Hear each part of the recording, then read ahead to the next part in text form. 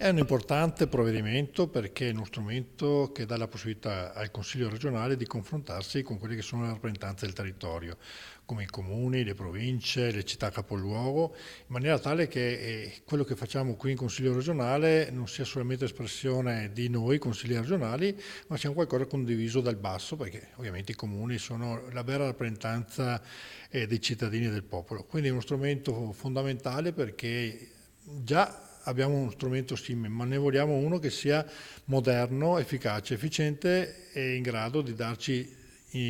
puntuali osservazioni e dei consigli per far bene il nostro mestiere. L'istituzione della Conferenza Autonomie Locali è stato il primo progetto di legge che abbiamo depositato perché riteniamo che il dialogo tra la Regione e gli enti locali sia un fatto fondamentale.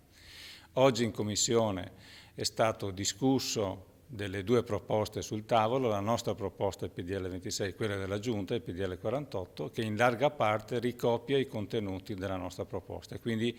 buona sintonia per quanto riguarda gli aspetti generali. Rimane però un nodo di differenza che secondo noi è inspiegabile, e cioè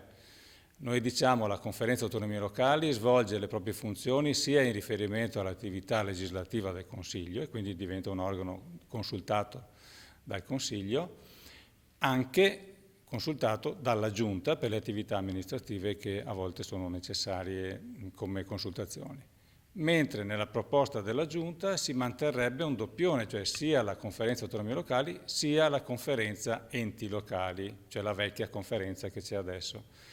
È inspiegabile questo doppione, speriamo che da qui a quando andremo in aula ci sia un ravvedimento perché sarebbe una complicazione anziché una semplificazione.